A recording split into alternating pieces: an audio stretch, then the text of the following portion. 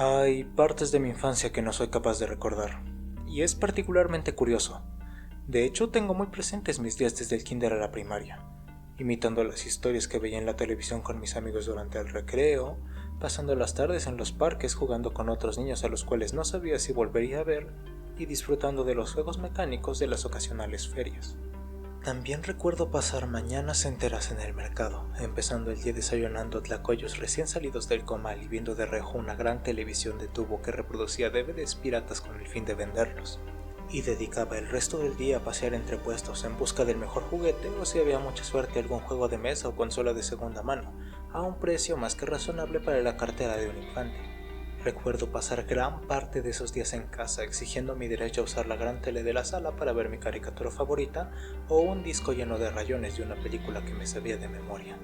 Esa tele también nos daba los maratones de los sábados, en donde reuníamos a toda la familia para disfrutar de los estrenos de los cines, grabados con la cámara de peor calidad, pero directo en la sala de nuestra casa, teniendo como cierre las películas de terror que tanto disfrutaba ver mi abuela.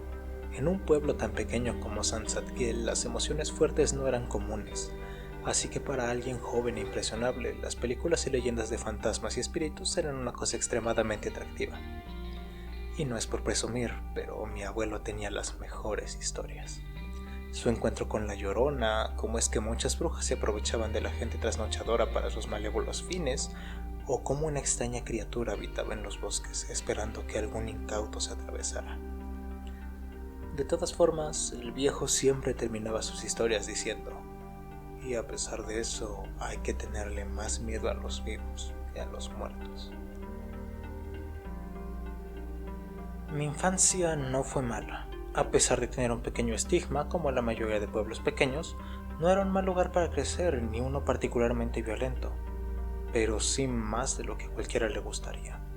Seguido había muertos en las calles o los bosques y sobre todo en las fiestas y bailes. Viéndolo de adulto es un poco normal. Los borrachitos se quedan dormidos en cualquier sitio y no es como que las noches en una zona de coníferas sean particularmente cálidas. Algunos turistas tienden a no seguir las indicaciones y senderos, por lo que se pierden en los caminos del monte, y personas particularmente violentas tienden a tener menos resistencia en una pelea de borrachos. Además de que no es como que heredar o incluso comprar un arma sea algo difícil, así que nunca es buena idea provocar a la gente sin conocerla. Pero mi mente infantil ignoraba eso último, así que teniendo la cabeza completamente llena de los cuentos de mi abuelo y las películas de mi abuela, la mejor idea que tuve fue adentrarme en los bosques a buscar el porqué de todas esas desgracias. Y es de estos días de los que tengo recuerdos ligeramente borrosos. No recuerdo cómo fue la primera excursión y no recuerdo cómo fue la última. No recuerdo en qué punto me aprendí todos los senderos y no recuerdo qué fue exactamente lo que vi o lo que encontré, pero recuerdo pedalear a casa aprovechando cada bajada y rampa para poner distancia entre el monte y yo. Y a pesar de eso, amo esos bosques y tengo una particular fijación con un faro que se encuentra en uno de sus claros. No era un faro como aquellos que se usan para guiar a los barcos entre la bruma, sino que era un pequeño puesto de vigilancia usado desde el inicio del pueblo para tener un ojo en los bosques y buscar a las personas extraviadas. Aunque claro, no es como que resulte más útil que un helicóptero o una persona que conozca el bosque como la palma de su mano. Y aunque el faro tiene un reflector en la cima, el bosque es demasiado tupido como para permitir que alguien la vea desde el suelo. Y por su antigüedad es muy probable que hasta la luna opaque aquella vieja bombilla. Han pasado muchos años desde que me alejé de San Zadkiel. Ahora estoy a punto de titularme.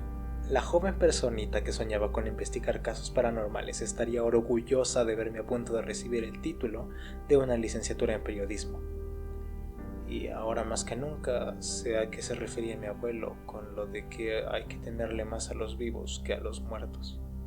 Se me presentó la opción de titularme mediante un proyecto, escribir un artículo para una editorial afiliada a la universidad y aprovechando esta súbita oleada de nostalgia, me dirijo a San Zadkiel con intención de explorar nuevamente los bosques, hablar de su historia y tal vez relacionarme de nuevo con mis vecinos o amigos de la infancia. Y aquí es donde estoy ahora, Espero que estas notas puedan ayudarme al momento de escribir mi artículo. En la mañana, una parada obligatoria era la iglesia más antigua del pueblo. Me sorprendió el hecho de que el padre de la iglesia se acordara de mí, a pesar de todos los cambios físicos. Le pregunté si podía hacerle una entrevista al finalizar la misa y no se negó. Los siguientes son mis notas relacionadas a dicha conversación. Entonces, ¿vivías aquí de joven? Sí, me fui de aquí porque no había una secundaria especialmente cerca o algo así. ¿Cuánto tiempo estuviste viviendo aquí? Yo, los 12 o 13 años, pero mi familia era de las primeras en llegar. Qué curioso. Puede que puedas saber más de tu familia por aquí. La iglesia tiene cientos de registros del pueblo y los mandamos a la biblioteca. Puede que te sirvan para tu investigación. Por cierto, ¿sobre qué era? Nada muy grande, solo un pequeño reportaje de la vida en un pueblo pequeño y boscoso. No hay mucho que reportar por aquí. Sí, planeo adentrarme un poco en los bosques. Antes de mudarnos pasaba mucho tiempo por ahí. Espera, creo que ya te recuerdo. Eres retoño de Francisco. Retoño del retoño, para ser más precisos. Es mi bisabuelo. Francisco Hernández, una gran persona, muy querido entre los sacerdotes más mayores y uno de los primeros del pueblo. Curioso que quisiera mudarse. En fin. Supongo que tratándose de tu familia, eso ya lo sabías. ¿Procedemos con la entrevista? En realidad es solo una pequeña pregunta. Supuse que siendo esta iglesia la más antigua, usted podría confirmarme la historia de origen del pueblo. Sí, es una historia interesante. Obviamente no soy tan viejo como el buen Francisco y no estuve aquí para verla, pero los sacerdotes más veteranos les encantaba contarla. Después de viajar por semanas entre tupido y oscuro bosque en busca de una ruta cercana al deshielo para establecer un canal, un grupo de viajeros se encontraron con una pequeña cueva en la que decidieron descansar, pues la noche estaba cayendo y las provisiones casi se habían agotado. A pesar de que el frío era inclemente, señal de que el deshielo no se encontraba particularmente lejos, los viajeros aguantaron, y fue entonces cuando todo empeoró. La nieve, que nunca se había visto llegar tan bajo en la montaña, comenzó a cubrirlos, centímetros y centímetros de nieve, y entonces, rezando porque se les protegiera, por poder encontrar algún tipo de comida y poder vivir al menos lo suficiente como para poder volver a casa, fue ahí cuando uno de ellos recordó al arcángel Zadkiel, a quien rogaron el perdón de sus pecados y ofrecieron la lealtad de todo el pueblo si se les permitía pasar la noche y volver a casa con agua potable. Cuando la noche pasó, la nieve se había detenido. Dejaron una pequeña imagen de San Zadkiel en la cueva y prometieron erguir un pueblo ahí, en cuanto lograran conectar el deshielo con la zona cercana a la cueva. Lastimosamente, uno de los misioneros falleció, y en su honor, esta es la iglesia de Agustín, y este, el pueblo de San Zadkiel. Y poco a poco algunas personas se mudaron desde los estados vecinos. Los misioneros trajeron a sus familias y la industria maderera puso algunas plantas, ahora abandonadas, en los bosques. Aunque parece que la más cercana al centro sigue funcionando. Todo el pueblo se construyó alrededor de la iglesia de Agustín, y es algo decepcionante que no haya cambiado tanto a como lo recordaba en mi infancia. También hice una parada en la biblioteca local. Aparentemente el padre Miguel tenía razón y mi apellido es uno de los más antiguos en el pueblo. Me da un poco de orgullo a pesar de que hace más o menos 12 años que no vivo aquí. Con eso termino el día de hoy. Espero que la noche no sea tan fría como recuerdo o la camioneta en la que duermo no será suficiente. Y después de arrancar la camioneta al amanecer, la acerqué al lugar más cercano que tenía el bosque. Un pequeño estacionamiento cerca de una vieja refinería para la madera. Tomé mi mochila con todos los suministros y marqué con el dial de una vieja brújula que mi abuelo me había heredado la dirección del faro, que aún se veía a lo lejos, tras el ominoso aserradero al que es necesario entrar para llegar a los bosques. Antes solía escabullirme sin que los trabajadores me vieran, solo para hacer más interesantes mis exploraciones y sentirme más como en una película. Recuerdo ver a todos en extremo atareados, y siendo un pueblo con la madera como principal bien, me pareció extraño que cerraran en concreto esta refinería, que ayer parecía tan atareada. Aprovechando el precario estado actual de la construcción, pensé que no era mala idea explorar un poco las zonas abandonadas. Dentro de la estructura, lo que solía ser el recibidor se veía extrañamente pulcro, sin mucho polvo, aunque sí parecía algo maltratado. Daba la impresión de que la naturaleza era inclemente. Muchos de los caminos se veían plagados con hierbas. Con el sol recién saliendo, la maleza que se colaba en los adoquines presentaba tonos ligeramente rojizos, y las aves y grillos daban un concierto con sus melodiosos cantos.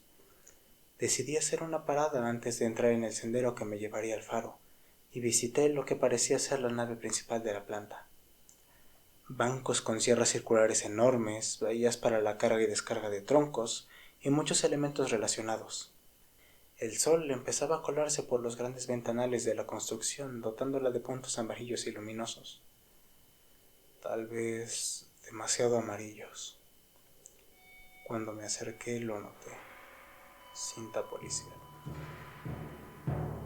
Dicha cinta marcaba una especie de cruz sobre la puerta de la zona. Dibujaré algo similar a ella. Mientras debatía si era más valiosa mi moralidad o un asegurado puesto de trabajo en algún periódico de nota roja gracias a las fotos que podría tomar, noté una pequeña cosa. Es que aún había sangre fresca colándose debajo de la puerta, junto a una maraña de cabello negro. Me preparaba para abrir la puerta cuando escuché cómo neumáticos pisaban la grava afuera, junto con un estéreo reproduciendo música como si un día cualquiera se tratase. Pensaba que serían policías, pero al asomarme por la ventana pude ver que parecían personas normales y sabían indudablemente a dónde se dirigían. Mi intuición me dijo que buscara un escondite entre las herramientas pesadas, y fue ahí cuando me di cuenta de que el padre se encontraba junto con otros vecinos que recuerdo de mi infancia. Casi pensé en salir a saludarlos, pero nuevamente esa punzada se encontraba en la boca de mi estómago, por lo que me quedé en mi escondite. El silencio reinó por un momento. No más aves, no más grillos. Algo definitivamente extraño pasaba aquí. El padre sacó un pequeño libro que llevaba en su morral, un cáliz y algo de vino. Entonces entraron todos juntos a la sala, y en cuanto desaparecieron de mi vista, el sonido regresó. Mi cuerpo me gritaba que huyera, pero seguía viendo algo en ese faro, algo en la montaña, algo en el bosque que me llamaba, y casi sintiendo que no tenía otra opción, me adentré nuevamente en aquellos senderos que memoricé siendo un infante. La caminata en el bosque no fue exactamente difícil. La brújula es muy buena guía y los senderos están bien marcados. Casi lo suficiente para ser relajante y casi poder olvidar la mala sensación que me dio ver a un cura entrando en el cuarto de una posible escena del crimen junto con otros vecinos de mi infancia.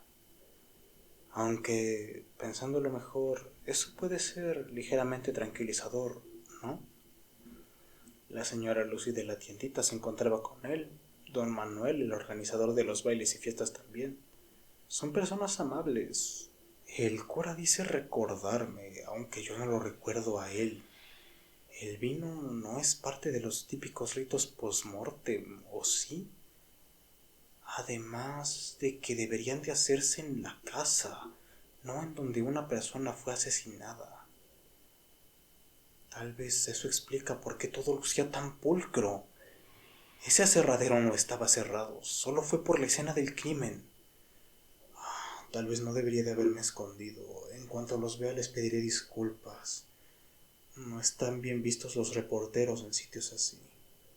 Creo que eso es lo más apropiado. Por fin había llegado aquel viejo faro, aquel que tanto misticismo me traía. Por fin estaba en su claro y de forma extremadamente frustrante no me sirvió para desbloquear aquellos recuerdos que con tantas ansias perseguía. Sintiendo toda la frustración del mundo, me recargué en la pared a actualizar mi bitácora del viaje. Corté un par de flores silvestres. Recuerdo comerlas mucho de joven.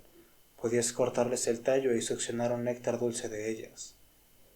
A pesar de no recuperar los recuerdos de mi infancia, siento mucha tranquilidad aquí. Es justo como lo recuerdo, aunque es más silencioso de lo que un bosque debería de ser. Solo algunas aves y mucha brisa. Creo que puedo escuchar a los vecinos a lo lejos.